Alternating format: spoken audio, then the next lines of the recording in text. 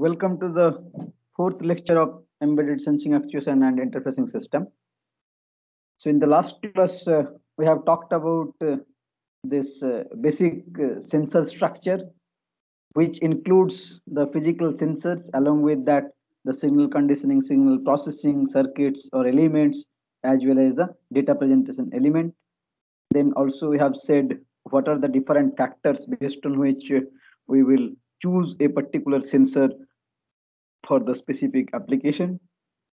Followed by that, we have also seen one sample dataset for a sensor, under which we have seen that in the dataset there are different specifications are mentioned, different terminologies are mentioned, which defines the characteristics of the sensors, and for each of these terminology, it corresponds to some values or some descriptions are given, right?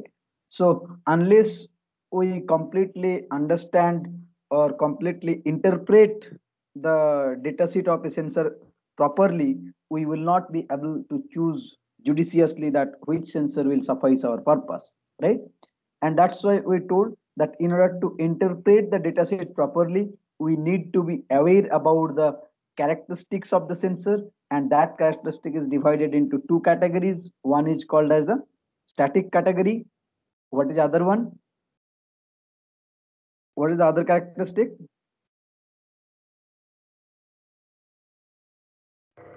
Dynamic. Dynamic. Yes. The dynamic So dynamic. yes, very good. So under static, we have a couple of important parameters, and under dynamic also we have other several factors. So can someone quickly tell me what is the significance of this time constant parameter for a sensor? What does it denote? It gives us a measure of like how much time the sensor to change its value, like the response time. Yes, very good. So it indicates the response time, that how much time the sensor will take to reflect the change in output or to reflect the stimulus. Fine. So then under static characteristic, we have talked about the range, span, linearity, sensitivity, resolutions, and so on. So how do we define the resolutions? Resolution means what? Like the least count of the sensor. Yes. So the smallest input change, what it can detect. So all of these terminologies we have explained in detail with the related example. Then also the other factors, accuracy, precision, drift, noise, dynamic range, those aspects we have talked about. Followed by that, we have studied the dynamic characteristic as well. That we told that when the input is varying with respect to the time, then the characteristic is defined by the dynamic characteristics for the sensor, right? And we told that in order to understand the dynamic characteristic, we need to be aware about the sensor model. So sensor model means the mathematical model. Mathematical model means the relationship between input and output of the sensor. And very often the input output relations can be well described by this type of differential equation, right? Which relates the input and output. And then we told that the depending on the order of the differential equations, we can have first order system, second order system, like this. So based on that, for the sensor category also, we can consider first order sensor, second order sensor, and so on. So the example of first order sensors we have told with respect to the temperature sensor, and we have analyzed that how that input output equation for a temperature sensor look like, and we told that to arrive at these differential equations, we need to apply the fundamental governing laws. Like for temperature sensor, we can take help of the heat balance equation. For mechanical sensor, we can take help of this force balance equation, and so on. And based on that, we can derive the input output relationship, and that if we apply the Laplace transform and take the output input ratio considering initial condition as 0, then we can arrive at the transfer function for a specific system. And then we can solve that transfer function in order to find out that what should be the output of the sensor if I apply some particular input. So you remember we told about this example of temperature sensor, that suppose the sensor is kept at room temperature, then suddenly if it is dipped into a container where the boiling water is there having temperature for example 100 degrees centigrade, then as soon as we dip the sensor in the sensor, it cannot immediately respond to the change in temperature, right? So it will take some amount of time. That time will be with respect to the time constant. Okay, so time constant plays very important role to define how much time the sensor will take, or how much time the sensor will take to respond to the stimulus. So we have described the characteristics. So this input change, this suddenly from room temperature to boiling temperature, boiling water temperature, that we considered as the step input applied to the sensor. And for that step input applied, how the response or characteristic look like, that we discussed. Fine. So can someone quickly tell me that if this particular sensor would have followed the initial slope, then how much time it would have taken to reach to the final value?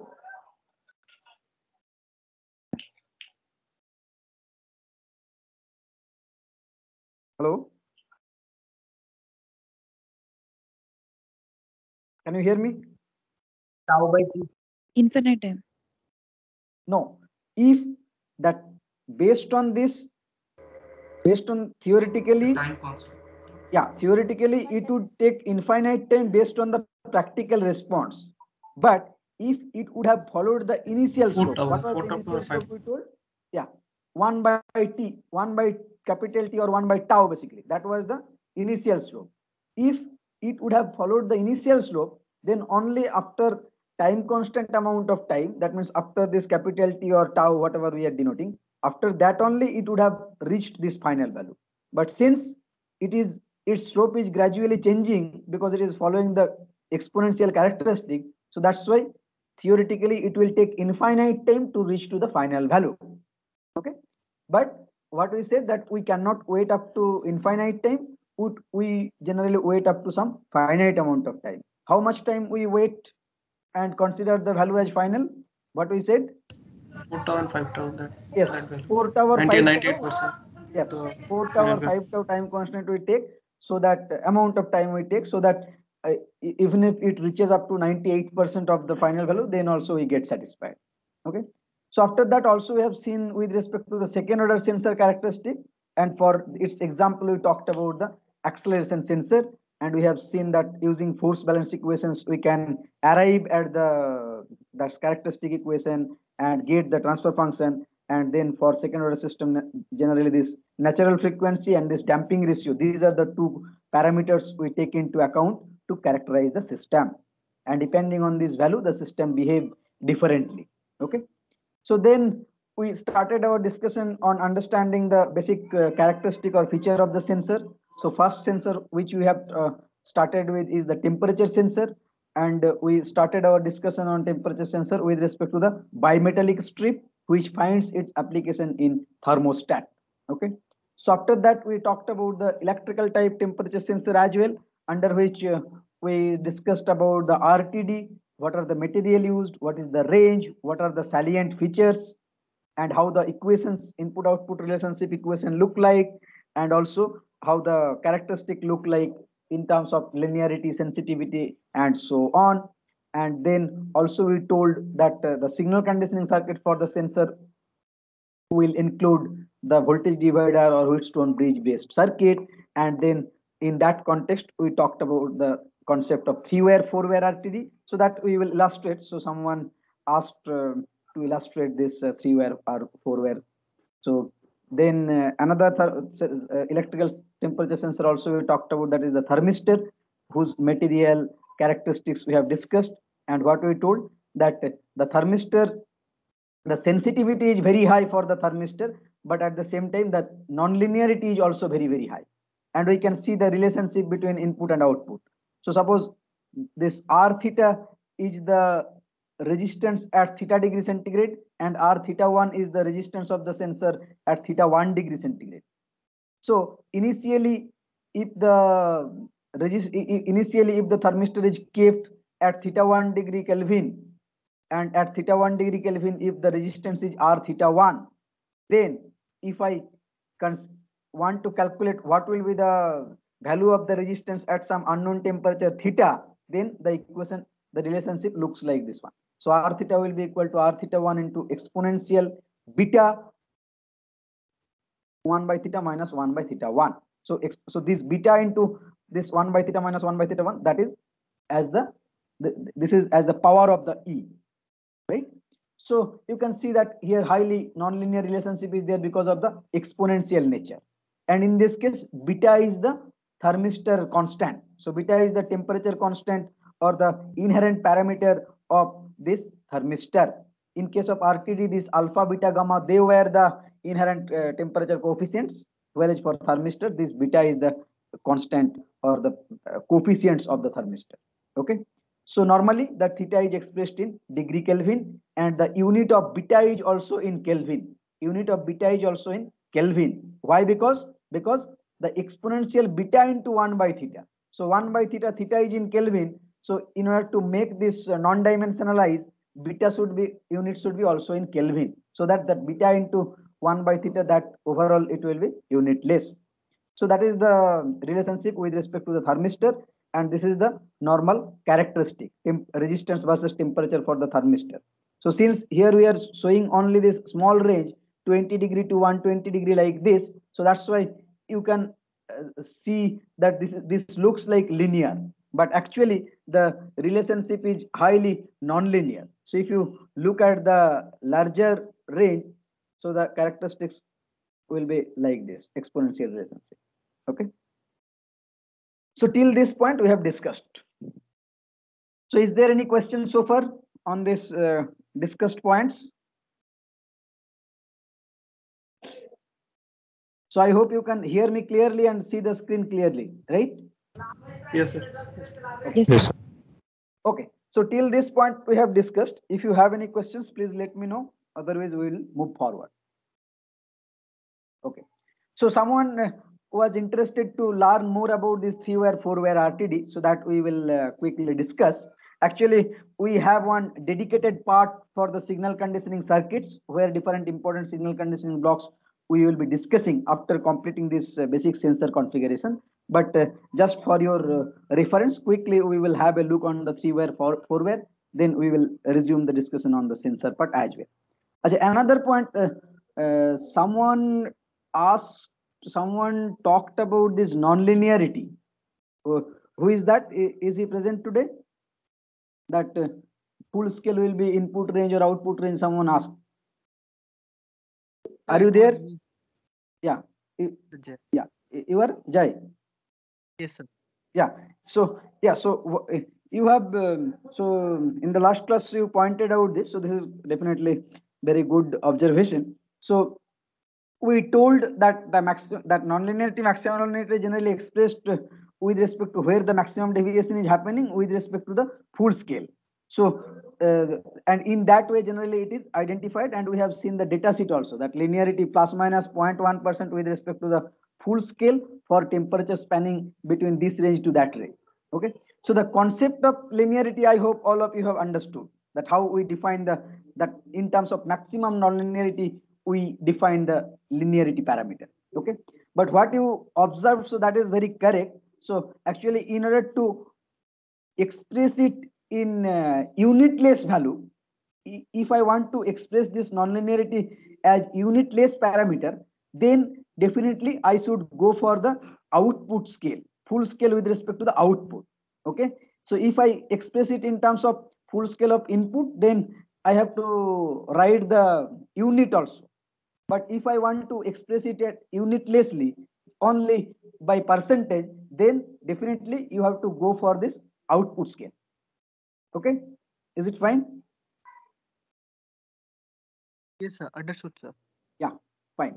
So in order to make it unitless, this full scale will represent the output. That means O max minus O mean.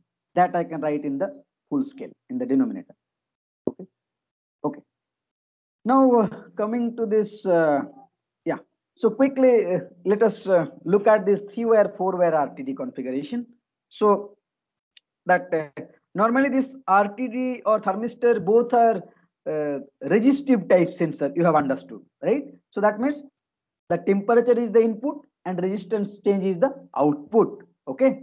So and we talked about PT 100. So someone quickly tell me what I told. PT 100 denote what? Platinum. At 0 degree centigrade, resistance is 100 ohm. Very good. So PT correspond to the material is platinum, and 100 means at 0 degree centigrade the resistance is 100 ohm. Okay. So for if I consider platinum as the RTD material, then at 0 degree centigrade, if its resistance is 100 ohm, then at 100 degree centigrade, typically its resistance will be 138 ohm based on the alpha value of the platinum. So the within 100 degree centigrade temperature change, the platinum will show the change in resistance around 38 ohm with respect to the base resistance of 100 ohm. Fine. Now, normally two-wire RTD means, suppose if you can see this is the RTD, and two-wire means just two wire will come out from the RTD, right? So you can see this is the RTD, this is the actual RTD with the metallic shield, and from where two terminals will come out, and that two terminal we will be connecting to our circuit to convert the resistance change into voltage. So this is the standard two-wire RTD, where this is the RTD element, and from where two lead are coming out. What about the three-wire? Three-wire means instead of two lead, three leads will be there. You can see in case of two-wire RL1 and RL2, these are the two leads. In case of three-wire RL1, RL2, RL3 will be there. In case of four-wire RL1, RL2, RL3, RL4, four leads will be there. Okay. Now you look at this simple Wheatstone bridge circuit. Okay. So suppose in the Wheatstone bridge circuit, we know that Wheatstone bridge means four arms will be there, and normally in the three arms the resistances are known. Only in the fourth arm the resistance will be unknown. So here, in order to make this bridge work, you have to apply some excitation voltage. Just we are measuring resistance change, so simply some DC voltage, suppose for example 10 volt we are applying, and then the resistances in this arm, this arm, and this arm, these three arm are known to you. Only in this fourth arm you have connected your RTD. Okay, this RTD you have connected to the fourth arm. So initially the resistance of the RTD can be same as the reference resistance in this arm, and this arm, but later on this particular RTD will be exposed to temperature variation. Accordingly, its resistance will change. But theoretically, the other resistances in the other three arms should not change. Only this arm where the RTD is installed, that resistance value will change with the temperature. Okay. Now, in order to connect this RTD with this bridge, we need this lead wire. This lead wire RL1, RL2 in order to connect it to this bridge circuit, right? So when this, and actually if you look at that practical application point of view, practical application, do you know that suppose this is your control room, this is your control room if you consider some industry. So this control room, and here is your actual process or plant basically, right? So plant is located few meters away from the actual control room. Okay, because there is in a particular zone or particular region one control room can be there, and there can be different plant 1, plant 2, plant 3, which are located few meters away from the control room, but all the plant are connected to the control room through wire medium or wireless medium, whatever, and then from the control room all the process or all the plants are continuously monitored in the industry. So if I consider some temperature control system or some temperature process system, so then you can consider the plant or the process where we are measuring the temperature using the RTD, that is maybe 100 meter away from the control room. So here we have put our RTD where we are measuring the temperature of some particular process or some particular container, right? Now, in order to connect it to the control room, we need some wire, 100 meters or so meter long wire, in order to connect this to the bridge circuit or to the electronic circuit part, which can be located in the control room. So in order to connect them, we need long wire, and this particular RTD will be subjected to temperature variation, and this lead wire will be also subjected to the ambient temperature variation. So essentially, the in this arm, so effectively, if I consider, so in this arm, these are the reference resistance, but in the fourth arm, the what is the effective overall resistance? Overall resistance will be RTD value, RT plus R lead plus R lead. So that means effectively the RT plus 2R lead, that is the overall resistance in this arm. Now we want only the RT should vary with temperature, but because of the ambient variation, the RL can also vary. And if the RL varies, then effectively the output voltage which we are measuring from this bridge circuit, that will also vary. But what is our intention? Our intention is this output voltage should only vary because of this RTD resistance. We don't want any variation should come into the picture because of the lead resistance. But if we use this two-wire standard RTD configuration, then because of the lead wire resistance variation also, there is a possibility that output voltage will get affected. So the output voltage will be, in that case, it will give you some sort of wrong information, or you will be misinterpreting the output, because you may think that only because of RTD resistance change the output is changing, but actually because of the lead resistance changing the output is changing. So that's why it can give you, it can mislead you, or it can give you erroneous output. So that's why in order to avoid that, we go for this three-wire. So if you look at this three-wire configuration, where in the second diagram we have shown this three-wire RTD, where you can see this is the actual RTD, and here we have three lead. This is your lead 1, this is your lead 2, and this is another lead 3. So here, how the connection is done? The other three arm are same. This resistance, this resistance, this resistance are same. In the fourth arm, there is a change has been done. How the change has been done? The third lead or the mid lead, that is connected to this point, and another lead resistance is connected to this arm, another lead resistance is connected to this arm. So effectively so this is the third arm. So third arm is getting modified as this reference resistance plus lead resistance, whereas this arm is also getting modified as this resistance plus this resistance. And in the mid terminal, that is connected to your this output terminal, that is the voltage terminal. So here normally we use some meter over here. Okay, so by applying this or by utilizing this three-wire, what essentially we are getting in this two arm, this resistance, this one lead resistance is connected to this arm, and another lead resistance is connected to this arm. So effectively, since in the bridge output, yeah. Sir, there is a terminal over there. I don't think 350 and RL will be in one arm. Yes, sir. Ground is there, sir.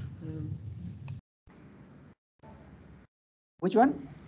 Sir, I don't think that 350 and the R lead would be in the same arm. Rather, the RTD and the R lead would be a same arm. No. This ground you are saying, right? This ground you are meaning? Yes, sir. Yes, sir. Yeah. So now, what is our point? The point is here, this ground means what? So this ground with respect to this one, we are showing over here. Now, my intention is that since the bridge circuit, this V output voltage, how we are taking the V output voltage, the difference between this terminal and this terminal, plus minus likewise we are denoting.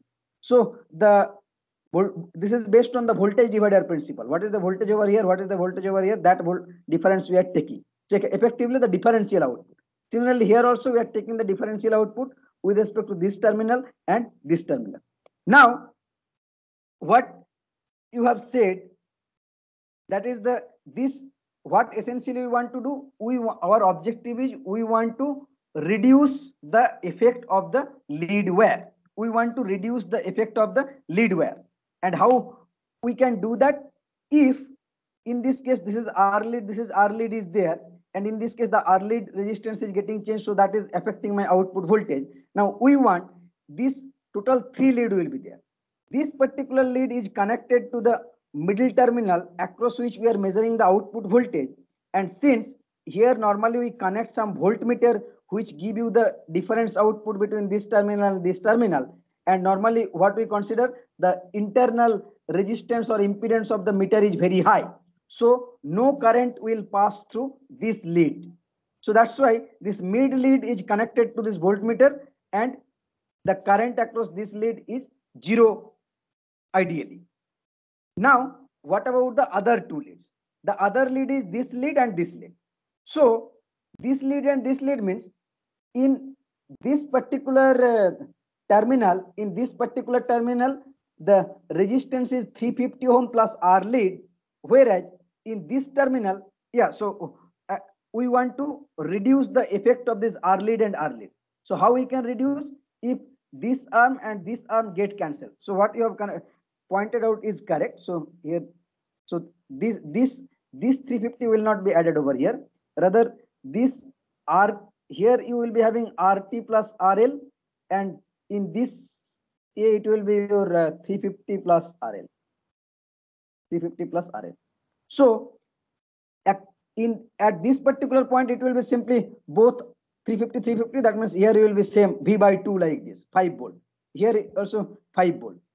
And in this across in this terminal, the output voltage will be with respect to this 350 plus RL and RT plus RL. Since the RL is present in this terminal as well as this terminal, so the effect of RL will get nullified, and only because of the variation of RT, the output will be changed. Okay, so what you have pointed out is correct. So actually this is not connected to this one. Rather, in this terminal the RT plus RL is there, and in this terminal 350 plus RL is there, so that the effect of RL get cancelled out, and the output voltage should be only the function of RT. Even if the RL gets changed, because of the ambient variation, but since the RL is present in both this arm as well as this arm, so that's why same amount of RL will be changing in both the lead, and the overall effect will be nullified because we are taking the differential voltage. Okay, so here that completely nullification. So here, if I compare between 2-wire and 3-wire configurations, in the 3-wire configuration, the effect of that lead resistance will be significantly minimized with respect to the 2-wire, but it cannot be completely nullified. In order to completely nullify the effect of RL, we have to go for this 4-wire RTD configuration, where in the RTD we are having 4 leads: RL1, RL2, RL3, RL4, and the configurations for 4-wire that RTD connection is in this way. So where this is your RTD, and these are the 4 leads: RL1, RL2, RL3, RL4. And normally what we do, across this RL1 and RL4, we connect some current source, and some constant current flows across this particular sensor, and across this, so that means across 2 terminal we apply some excitation source, that is the constant current, and across another 2 terminal we measure the voltage difference. Okay, so that same I current will pass through this particular sensor, and because of that I current, this I into R sensor voltage drop will be there, that will be measured by this sensor. So effect of this RL1, RL4 will not be there because series resistance is there. So same I current will pass through the sensor. Naturally, you may ask that this RL2 and this RL3 is there when we are measuring the voltage across this RL2 and RL, because we are more interested to measure the voltage across this R sensor. And in order to measure them, this RL2 and RL3 connections is required in order to connect it to the voltmeter. But the effect of RL2 and RL3 will not be there, because since the voltmeter, what we are considering, we normally the internal impedance of the voltmeter is very, very high. So the current passing through this RL2 and RL3 is ideally 0, but practically it will be significantly low. So that's why the voltage reading, whatever we are getting from this meter, that will be mostly with respect to this RTD resistance. And in this way, using this 4-wire RTD configurations, we can significantly we can eliminate the effect of lead wire resistance. So these are the 3 type of RTD configuration: 2-wire, 3-wire, 4-wire. If we compare them, 2-wire is most simple, but it will give you significant error because of the lead wire effect, whereas the 3-wire performance is in between 2-wire and 4-wire, and 4-wire is having the most good performance, or this is the best performance if you compare among these 3 configuration. But here you need the constant excitation source and all. So that's why that relatively cost wise also it is more. So that's why this 3-wire is having in between performance, both in terms of cost as well as in terms of performance. So is the concept of 2-wire, 3-wire, 4-wire RTD clear to all? Any doubts?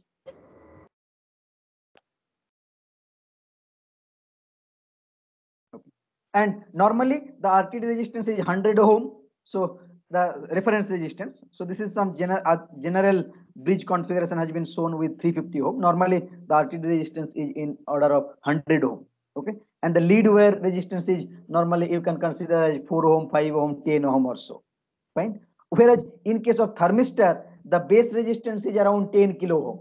For thermistor, the base resistance is 10 kilo ohm, and on top of that, or 5 kilo ohm, 10 kilo ohm in that range.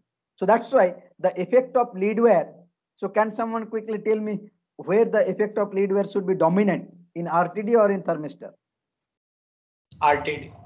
RTD, because RTD base resistance is in 100 ohm and the lead resistance will be 4 ohm, 5 ohm, 10 ohm. Whereas in case of thermistor, the base resistance will be in 5 kilo ohm, 10 kilo ohm in kilo ohm range.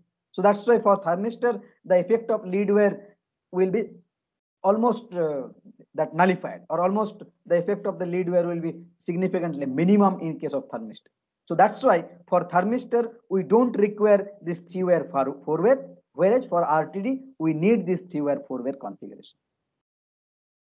Okay, is it clear to all? Any doubts? Sir, Yeah. sir, for the 4-wire RTD, like you directly can you connect directly a voltage source across the two terminals and measure the like voltage across the RTD, like for the 4-wire configuration? Okay. So if you connect some voltage source over here, then the current which will pass through the sensor, that will depend on the lead resistance, is not it? Because your what is your that V by R equivalent? So that will be the current, is not it? So if you connect some voltage source, then the current which will pass through this sensor, that will be a function of this RL1 and RL4. But that we don't want. So that's why here we need to connect some constant current source, so that the I current what will flow through this path, that will not depend on RL1 and RL4. If you connect some voltage source, then the current will depend on this RL1, RL4. So that we cannot do, isn't it? Yes, yes. Okay. Next, coming to this thermistor. So for RTD, we have seen what is the fundamental signal conditioning element we need to convert the resistance change into voltage change.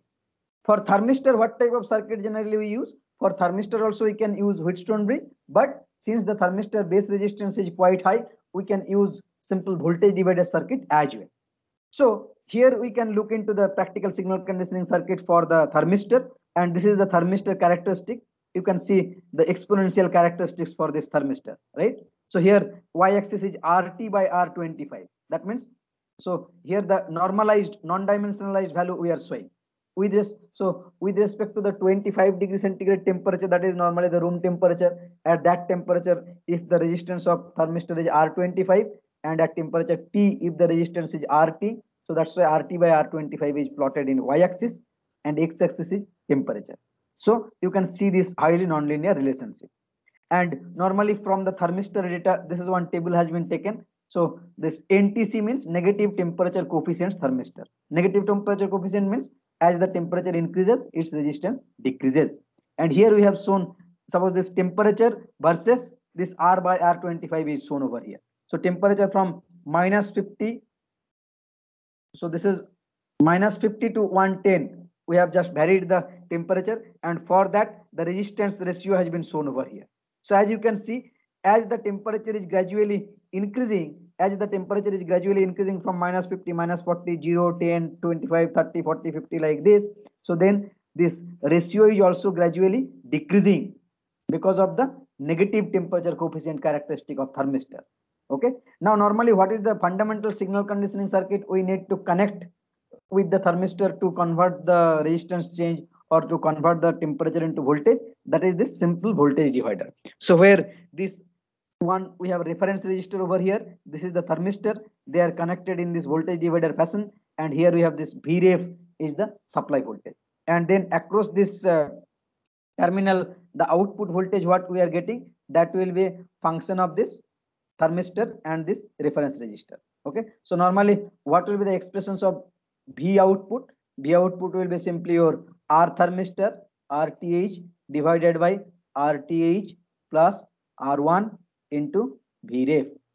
Okay, so in this way, simply using this voltage divider, you can convert the resistance change into voltage change. Okay, so here the reference resistance value will be fixed, and this thermistor resistance value will be changing with respect to the temperature, and accordingly your output voltage will also change. So if you can measure this output voltage, from here you can calculate what is your thermistor resistance. From there you can back calculate what is the temperature. So in this way you can measure the temperature indirectly with respect to the voltage output, and then you can connect it to some buffer or some other signal conditioning amplifier, and then finally you can connect it to the ADC, then ADC output you can connect it to your microcontroller. Okay, so normally this thermistor resistor combination makes this voltage configuration, this voltage divider configuration, which can be used as the fundamental circuit element to connect to the thermistor, so that you can get the voltage output, and that voltage output will correspond to the temperature variation. Okay, now accuracy will depend on the thermistor tolerance, resistance tolerance, because you know this resistance there will be some tolerance. So if you look at some resistance, if it is 10 kilo ohm, then in the data sheet it will be 10 kilo ohm plus minus 1%, 5% like this. We can understand that from the resistor color band as well. Then in the context of this resistive type sensor, there is a concept of self-heating. What is the meaning of self-heating? So the meaning of self-heating is that in order to convert the temperature change into resistance change, we are using thermistor RTD like this. Then in order to convert the resistance change into voltage, we are using either some voltage divider or some bridge circuit.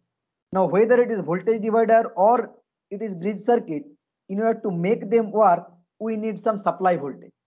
Is not it? We need some supply voltage. So as soon as you connect it to the supply voltage, then some current will pass through your sensor. And if current passes through some resistive element, then we know about the Joule's heating effect. So I square RT Joule's heating effect will be there. And because of the Joule's heating effect, the temperature of the sensors can get increased. And because of that temperature increment, the resistance can get affected. Okay, so in case of thermistor, because of the current passing through this thermistor, the heat will be generated. So as a result, the resistance of the thermistor will increase or decrease. What is the characteristic of NTC? Decrease. Decrease. Very good. So that if the temperature increases because of the Joule's heating effect, so then resistance of the thermistor will increase, will decrease. If resistance will decrease, so what will happen to the current? Current will increase or decrease? Current will increase. Current will increase because resistance is decreasing. So resistance decrement means current is your V by R. So if R decreases, so current will increase. If current increases, so then effectively your temperature will further increase because of the Joule heating effect, and the resistance will further decrease. So this will go on, and that will create an enormous error and huge problem in the measurement, because we don't want that because of the circuit the resistance should change. What is our requirement? Our requirement is that thermistor resistance will change only because of ambient temperature variation, which we want to measure. We don't want that the circuit which we are using to measure it, that circuit will cause the change in temperature. Is not it? So that is undesired. So that's why in order to prevent this effect is called as the self-heating effect. Why self-heating? Because of the circuit itself which we are using to measure, because of that circuit the heating is generated, which we are not interested. So in order to avoid the self-heating, what we have to do? We have to restrict the current limit. In order to restrict the current limit, what we have to do? We have to choose this reference resistor properly, so that the current which will pass through this thermistor, that will be significantly low, so that the effect of Joule heating will be minimal or negligible. So that's why the designer, as the designing of the corresponding or the required signal conditioning circuit, is also very challenging. Okay, so this is just to give you some idea that how to connect the raw sensor with the signal conditioning circuit, and what are the different aspects we need to look into or we need to keep in mind during the design of the sensors or the circuits or the complete system. Yes, someone is having some question. Yes, sir. So like if we like take a large value of R1, like to limit the additional heating caused by our signal circuit, like won't it like produce less amount of voltage from the thermistor like as compared to earlier? So it may require additional amplification. So like won't that consume power in the amplification part? Yeah, so what you said is correct, that if you use large resistance, so then the overall current will be less, so accordingly the output voltage will be less. But that we have to choose judiciously, that output should not be so less that it cannot be measurable. So if the output is in microvolt, so then obviously it will be difficult to measure. But so that's why you have to choose judiciously that what type of resistance you have to choose, and what is the design factor. Actually, in the thermistor data sheet, there one that dissipation constant, one parameter will be given. So that parameter will tell you that for 1 degree centigrade temperature change, how much power is required. That means what is the power, how much milliwatt or microwatt power is required to change the thermistor temperature by 1 degree. Okay, so keeping that thing in mind, from that data sheet value we calculate what is the power we can, maximum power we can apply, so that the temperature will be less than 0.1 degree or 0.05 degree, like this. So accordingly we will calculate that what is the current limit for this thermistor. Accordingly, in order to get that current, how much resistance I need to choose. So that is the very that beautiful design problem, and based on that you have to judiciously design the circuit so that the voltage will should be also measurable. At the same time, the self-heating effect will be also reduced. Okay, is it okay? Yes, sir. Okay. So the next temperature sensor is known as the thermocouple. So thermocouple is basically one type of special temperature sensor which works on this Seebeck effect. What is the Seebeck effect? Seebeck effect means, this is basically, Seebeck effect is related to the conversion of temperature difference into electricity. So if I have two dissimilar materials, like you can see this thick line, you can consider this one is one material and this lower one is another material. So this is material A, this is material B. So if we take two dissimilar materials and if we join them together, so if we join them, so then we will get two junctions. One is this junction, another is this junction. Now, if we keep these two junctions at two different temperatures, suppose this is at T1 degree, this is at T2 degree, then what Seebeck effect says, if two dissimilar materials are joined together and if the two junctions are kept at two different temperature, then an EMF will be developed across these two metal, and that we can denote from this E. E is the EMF developed across this metal. Okay, so that EMF or the voltage, that is completely the function of the temperature difference T1 minus T2 and the material property of A and B. So depending on that, a particular voltage will be developed.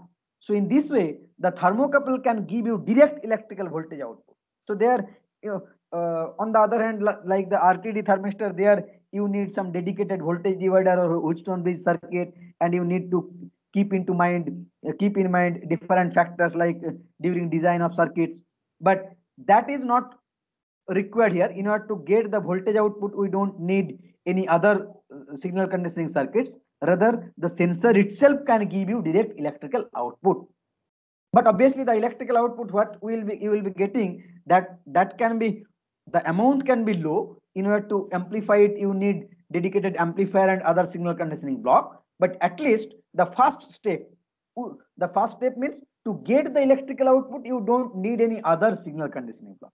The thermocouple itself can do that. Okay, so that is that basic difference between thermocouple with respect to the other resistive sensor like RTD and thermistor. Now, this is the typical the thermocouple look like. So where this is the thermocouple and these are the two junctions coming out from this thermocouple, that you can connect it to your circuits to measure it properly. Now, normally, here also we need to know about this input output relationship like the RTD and thermistor. So here the E is the voltage developed across this two metal and T is the temperature difference. So suppose if one junction is 0 degree centigrade and another junction is T degree, so then ET will be A1T plus A2T square plus A3T cube dot dot dot so on. Where A1, A2, A3, they are the material coefficients that is the type of the metals A and B what we are using. Right? Similarly, if I have two different materials and at two different temperature, one is temperature T1, another is temperature T2, so then the voltage ET1, T2, AB can be defined in this way: A1 T1 minus T2 plus A2 T2 T1 square minus T2 square and so on. Okay, and this is the more schematic representation. So you can see this brown is the metal A, green is the metal B. There one junction is T1, that is the reference junction, and another junction, this one is the suppose the reference junction, and this one is the measuring junction, right? So suppose this is the measuring junction. That means suppose I want to measure the temperature in this container or in this boiler, so then this junction will be touched to this particular point, whereas the other junctions will be connected. You can consider the other junctions from these junctions, the connections you will take out, and that you will take to your control room where you are getting the measurement of the voltage. Fine. So you can see this connecting leads. So using this connecting leads, we are taking out the connections and taking it to the control room where you are measuring the voltage. Fine. And normally these junctions is called as the reference junction, and that should be fixed. Okay. So if this reference junction temperature is fixed, then depending on the variation in measuring junction temperature T1, your output voltage will change. And from this output voltage, since from the output voltage will be a function of T1, Tref, and the material property or the coefficient A1, A2 like this. And since you know from the data sheet of the thermocouple, you are aware about this coefficient value A1, A2, A3 dot dot dot like this, and you know what is the reference junction temperature you have kept. So that's why the output voltage, if you measure, so that output voltage, so E will be known to you, A1, A2, A3 will be known to you, and T reference, that is T2, will be known to you. So from there you can calculate what is the value of T1, and in this way you can do the measurement. But obviously you can understand from this principle, this apart from this material property A1, A2, A3, it depends on the temperature difference T1 and T2. Okay. Now, for ideally the T2 is kept constant, that is the reference temperature, and only T1 varies. Now, if reference temperature varies because of the ambient variation and some other factor, then what will happen? The output voltage will be also varying. Is it desired? Is it desired that the output voltage should vary with respect to the reference junction? No. Why? Because we are interested to measure the measuring junction temperature T1 only, and the voltage will be function of both T1 and T2. Now, if T2 is constant, then if you simply measure the voltage, calculate the voltage, from there you can back calculate T1. But somehow if T2 also varies, then output can also vary, and you, in that case, you will be again misled or confused that whether the output variation is happening because of the reference junction or the measured junction, and then it can give you some erroneous reading. So that's why to keep the reference junction constant is very, very important factor with respect to the thermocouple. Okay, so that's why for thermocouple, we need some extra signal conditioning circuit which will compensate the effect of reference junction temperature. So that's why the circuit is called as the compensation circuit, or cold junction compensation circuit, or reference junction compensation circuit. Okay. So what is the first approach? The first approach will be, if you look at this particular schematic diagram, where this is your thermocouple, suppose this is metal A, this is metal B, this is the measuring junction. This you will connect to the process whose temperature you are measuring, right? Whereas the other junction is the reference junction, that is you are connecting to some isothermal block. Some isothermal block you have connected this other reference temperature. So isothermal block, what it will do? It will maintain the reference temperature at some constant value, so that the output will be only function of the measuring junction temperature. And so that we can easily calculate what is the measuring junction temperature by calculating the by measuring the output voltage. Okay, because normally the thermocouple range is very high. In case of RTD, we have seen it can measure up to 600-700 degrees centigrade. Whereas in case of thermistor, the normally the range in which we normally use the thermistor is -100 degree to around 350 degrees centigrade. So this range is very low in case of thermistor. For RTD also it is around 600-700 degrees centigrade like this. Whereas the thermocouple can be used to measure very large temperature. The range typically you can consider for this that more greater than 1000 degree you can measure by this also, right? So even you can consider that even this greater than 1000 degree also you can measure using this thermocouple. So suppose in industry, if I want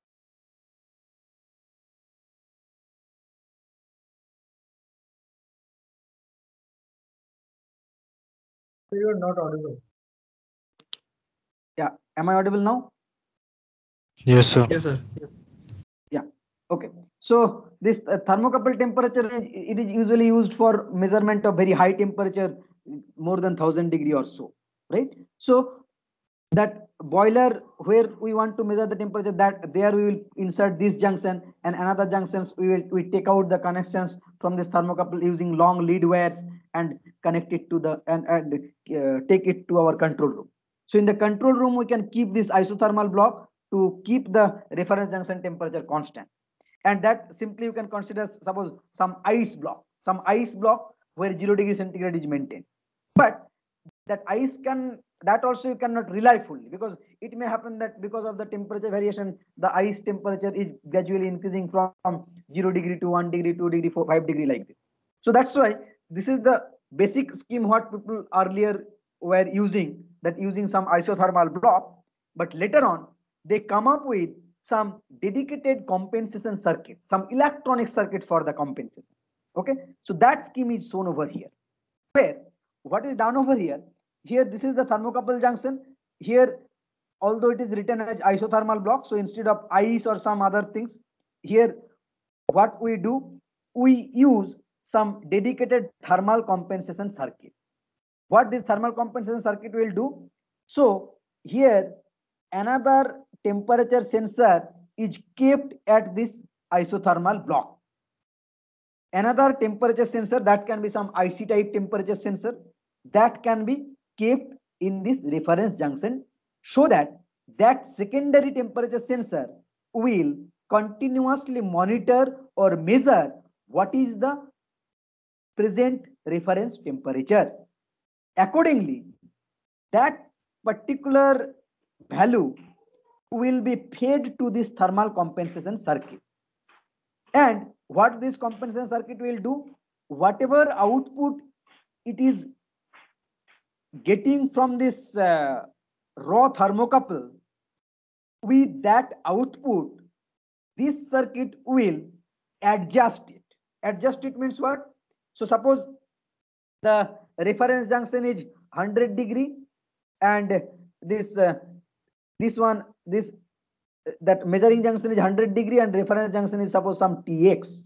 Okay, so the output what I am getting, that is suppose some V output 1, V naught 1 I am getting from here. Okay. Now this V naught 1 will be a function of Tx and 100 degree. If Tx is constant, then V naught 1 will be only a function of 100 degree. But because of the ambient variation, the Tx is varying. If Tx is varying, accordingly, my V naught 1 is also varying. So from this output, if I want to calculate what is my measured temperature, it will give you erroneous value. Why? Because instead of measuring junction temperature, the output reading is because of the Tx variation, which is not at all desired. So that's why in order to compensate the effect of Tx, here we have kept another reference or secondary temperature sensor, which is continuously monitoring what is the present Tx. Accordingly, it will give the signal to this compensation circuit. So from this circuit, suppose you are getting some voltage Vx. Now this Vx will be this Vx will be added or subtracted according to the requirement with this V naught 1, so that the final voltage what we will be getting, that will be only the function of 100 degree. So the thermal compensation circuit will take care or compensate the effect of reference junction temperature variation by using another secondary temperature sensor, and then after doing the correction or compensation, the final voltage is coming out, and that voltage is going to the ADC or the microcontroller wherever it is required. So the AD594, this is one example of commercial IC which is used for thermocouple signal conditioning for temperature compensation. Okay, so AD594, this is manufactured by Analog Device. So is the concept of signal conditioning circuit for thermocouple clear to everyone? Any question? No question? Sir, Yes. sir, like among the three types of temperature sensors, like thermocouple, thermistor, and RTD, like which one is the fastest, like response time is the least? Which one is the fastest? Fastest. Yes. Okay. Yeah. So this RTD, thermistor, and thermocouple. So they are three different type of temperature sensor. They are having different their own advantage, disadvantage like this. So if we compare the linearity or performance point of view, we will go for the RTD. If we go for the sensitivity point of view, then the thermistor will come up. Whereas the thermocouple is different type. Thermocouple is the RTD and thermistor, they are resistive type, whereas thermocouple is the another type which works on the Seebeck effect. So that's why this is different context. But still, if you compare that A point of view, you can consider this, and there is actually there is one raw sensor, and in the final sensor they are shielded, they are packaged with the different metallic gear so that it will not get corroded or it will not get affected by the environmental hazard. So they are open. So you can see this here. This is the thermistor, that RTD, and here some metal shield is there, but actual RTD is present inside this metal. Okay. So normally, if we consider this, RTD will give you that fast response with respect to the others. But again, if you compare with the raw sensor and this shielded sensor, so then there itself you can find the deviation because of the extra shielding, extra metallic junctions. The overall response time will be reducing. Okay. But normally, if you compare with respect to the performance time, you can go for this RTD. But again, the other factors, depending on the factors which you are more interested on, based on that, you have to choose a particular sensor. Okay. Okay. So the last temperature sensors which are dealing with is the IC type temperature sensor. So IC type means integrated circuit type.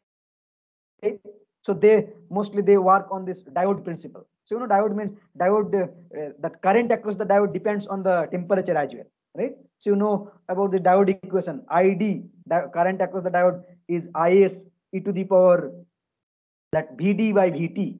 Okay, so that current across the diode depends on the temperature as well. So that principle is exploited to develop the IC type temperature sensor, and LM series temperature sensors are most widely used as the temperature sensor, IC type temperature sensor. They are very precise, easily calibrated. They are directly calibrated in degree Kelvin. Their accuracy is 1 degree centigrade. It can measure the even 1 degree centigrade variations also it can measure. It can operate its operation range. It in order to make this IC sensor work, you need to have some supply voltage is required, right? So you can see this is the typical IC where this is your plus supply voltage, this is your minus ground.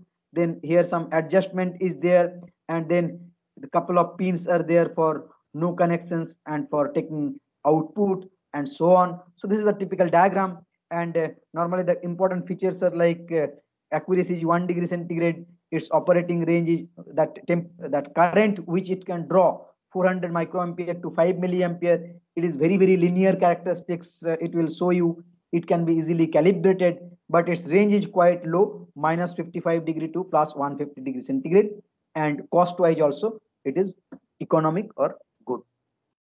Okay, so with this, let us conclude our session for today. If you have any question, please feel free to ask. Sir, please share the slides. Yes, sure. No question? Okay, so if not, so then let us conclude our session for today. Quickly having a look who are present.